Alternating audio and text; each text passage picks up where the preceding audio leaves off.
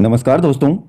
देखिए मित्रों, अपन पढ़ रहे हैं एनसीईआरटी सार संग्रह कक्षा 6 से लेकर के 12वीं तक का प्राचीन भारतीय इतिहास है। इसमें बहुत ही शॉर्ट नोट के रूप में ये दर्शाया गया है प्रत्येक पॉइंट। और लास्ट टाइम में आपने पढ़ा था वैदिक काल को। आज देखिए, छोटा सा टॉपिक है जैन धर्म। प्यारे दोस्तों, आज थोड़ा सा वीडियो क्वालिटी में अपन परिवर्तन है इसमें करेंगे और आप देखिएगा कि थोड़ा बहुत इसमें फर्क नजर आता है या नहीं। कमेंट अवश्य ही कीजिएगा। देखिए, जैन धर्म के संस्थापक कौन थे? ऋषभदेव, और इनको आदिनाथ भी बोला जाता है। जैन धर्म के संस्थापक। एक शब्द है तीर्थकर। यह किससे संबंधित है? यह भी आपका संबंधित है जैन धर्म से। अनेकांतवाद किस धर्म का मूल सिद्धांत एवं दर्शन है? जैन धर्म का। कौन सा? अनेकांतवाद। जैन धर्म में कर्म प्रमाणों के पूर्ण विनाश को सूचित करने वाली अवस्था को क्या कहा जाता है? उसको बोला जाता है निर्जरा। निर्जरा कर्म प्रमाणों के पूर्ण विनाश को सूचित करने वाली एक अवस्था है निर्जरा। जैन धर्म में संवर जो शब्द है उसका क्या अभिप्राय है? संवर जीव की ओर नए कर्म का प्रवाह रुक जाना। नए कर्म का प्रवाह रुक जाना जीव की ओर, उसको बोलते हैं संवर जैन धर्म में। आगे देखिए, इसमें गंग वंश के राजा राजमल चतुर्थ के मंत्री और सेनापति चामुंडे राय ने 974 ईस्वी में श्रवण बेलगोला के पास एक जिन मूर्ति का निर्माण करवाया था, जो बाहुबली यानी गोमतेश्वर की मूर्ति कहलाती है। तो ये याद रखें, गंग वंश के राजा थे। राजा का नाम था राजमल चतुर्थ, और राजमल चतुर्थ के मंत्री और सेनापति चामुंड राय ने, राजमल चतुर्थ के तो मंत्री थे और सेनापति चामुंड राय, इन्होंने करवाया था श्रवण बेलगाला बेले गोला के पास में 974 ईस्वी में जिन मूर्ति का निर्माण। और इस मूर्ति को नाम दिया गया बाहुबली गोमतेश्वर। यहां पर 12 वर्ष के अंतराल पर मनाया जाने वाला उत्सव महामस्तका अभिषेक के नाम से जाना जाता है। महामस्तका या मस्तक अभिषेक, याद रखें इसको। त्रिरत्न सिद्धांत: सम्यक दर्शन, सम्यक आचरण एवं सम्यक ज्ञान।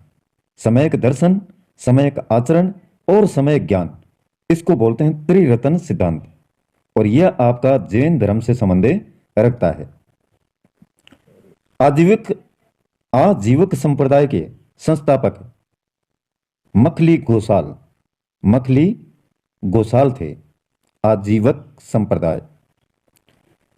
आगे देखिए, इसमें अणुव्रत सिद्धांत किस धर्म से संबंधित है? अणुव्रत यह आपका जैन धर्म से। यापनीय किसका संप्रदाय था? जैन धर्म का यापनीय। प्रारंभिक जैन साहित्य किस भाषा में लिखे गए थे? अर्ध मागधी। अर्ध मागधी में प्रारंभिक जैन साहित्य। पार्श्वनाथ से संबंध होने के कारण कौन सा स्थल जैन सिद्ध क्षेत्र माना जाता है? समेध शिखर। जैन संप्रदाय में प्रथम विभाजन के पश्चात निर्मित श्वेतांबर संप्रदाय के संस्थापक स्थूलभद्र थे। स्थूलभद्र प्रथम विभाजन के पश्चात निर्मित श्वेतांबर संप्रदाय के। किस जैन संगीति में अंतिम रूप से श्वेतांबर आगम का जो संपादन वो हुआ था? प्रथम जैन संगीति पाटलिपुत्र में। थोड़ा सा मेरे को लगता है अगर पहले चैप्टर पढ़ेंगे तो आसानी रहेगी, नहीं तो थोड़ा सा ये टफ पड़ता है आपके लिए। जैन संगीतियां देखिए, इनको सम्मेलन भी बोलते हैं। जैन संगीतियों को सम्मेलन। एक तरफ जैन संगीति का नाम दे रखा है, दूसरी तरफ वर्ष है, एक तरफ स्थान का नाम, और अध्यक्ष उस समय कौन थे? प्रथम संगीति 300 ईस्वी वर्ष में हुई थी और स्थान था पाटलिपुत्र बिहार। इसके अध्यक्ष रहे स्थूलभद्र। द्वितीय संगीति 512 ईस्वी में वल्लभ भी स्थान था, गुजरात में पड़ता है। और क्षमा श्रवण इसके अध्यक्ष रहे। अब आगे देखिए, बहुत ही शानदार मैटर है मित्रों। प्रत्येक चीज जो आप चाहते हैं शॉर्ट नोट के रूप में। जैन तीर्थकरों के क्रम में अंतिम कौन था? महावीर स्वामी। तीर्थकरों के क्रम में अंतिम आपका महावीर स्वामी। और महावीर स्वामी थे 24वें तीर्थकर। तो इससे पहले कितने हुए? 23। देखिए इनका जन्म 540 ईसा पूर्व में। जन्म स्थल था इनका वैशाली के कुंड ग्राम के निकट बिहार में। और पिता का नाम सिद्धार्थ है। वज्जी संघ के कुंड ग्राम के ज्ञात्रक क्षत्रिय कुल के प्रधान। माता इनकी त्रिशला थी, लिच्छवी शासक चेटक की बहन। और बचपन का नाम वर्धमान महावीर था। पत्नी इनकी यशोदा कुंडीय गोत्र के राजा सम्मरवती की कन्या। पुत्री प्रिय दर्शना। और इनको बोला जाता है अणुजा। प्रमुख उपाधि इनकी बात करें तो केवलिन। केवले का मतलब है सर्वोच्च ज्ञान प्राप्त व्यक्ति। जिन का मतलब विजेता। निर्ग्रंथ यानी बंधन रहित। और अहित का मतलब है पूज्य। तो ये कुछ उपाधियों के नाम हैं। केवलिन, जिन, निर्ग्रंथ, अहित। तो सारों के अर्थ ये देखिएगा, आप आराम से देखेंगे तो थोड़ा बहुत आपके समझ में आएगा। निर्वाण प्राप्ति देखिए, जहां पर इनको मोक्ष की प्राप्ति हुई। पावापुरी राजगृह बिहार में 72 वर्ष की आयु में 468 ईसा पूर्व में सस्तीपाल के यहाँ मल्ल गणराज्य के प्रधान का शासित क्षेत्र। यह आपका पावापुरी है। आगे देखिए, इसमें छयादवाद सिद्धांत किससे संबंधित है? जैन धर्म से। उत्तर प्रदेश में स्थित कौन सा स्थान बौद्ध एवं जैन धर्मों का दोनों की प्रसिद्ध तीर्थ स्थल है? जैन धर्मों का, बौद्ध और जैन दोनों का कौन सा स्थान? तो यह स्थान है आपका कौशाम्बी। 16 महाजनपदों का उल्लेख किस जैन रचना में मिलता है? भगवती सूत्र में। बराबर की गुफाओं का निर्मित किस लिए किया जाता था? बराबर की गुफाओं का निर्माण आजीविकों के आवास के लिए।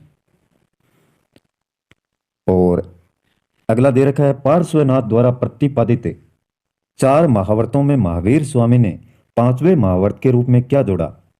ब्रह्मचार्य को।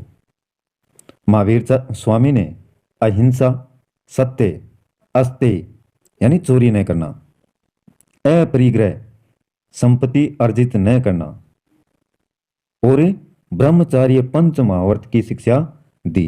किसने? महावीर स्वामी ने। अहिंसा, सत्य, अस्तेय, अपरिग्रह, ब्रह्मचार्य। जैन ग्रंथ कल्पसूत्र के रचयिता भद्रभाव थे। जैन ग्रंथ कल्पसूत्र के रचयिता कौन थे? भद्रभाव। जैन मूर्ति पूजा का प्राचीनतम प्रमाणिक अभिलेख कहा जाता है हाथी गुफा अभिलेख को। और ये आपका लास्ट पॉइंट और दे रखा है, देखिए इसमें। जैन संप्रदाय में विभाजन के पश्चात स्थूलभद्र के अनुयायी श्वेतांबर, जबकि भद्रभाव के अनुयायी दिगंबर कहलाए। तो ये जैन धर्म से संबंधित है आपका पूरा का पूरा मैटर, जो एनसीईआरटी पुस्तकों में जैन धर्म को आप पुस्तकों में पढ़ते हैं, उन्हीं में से दिया हुआ है शॉर्ट नोट के रूप में।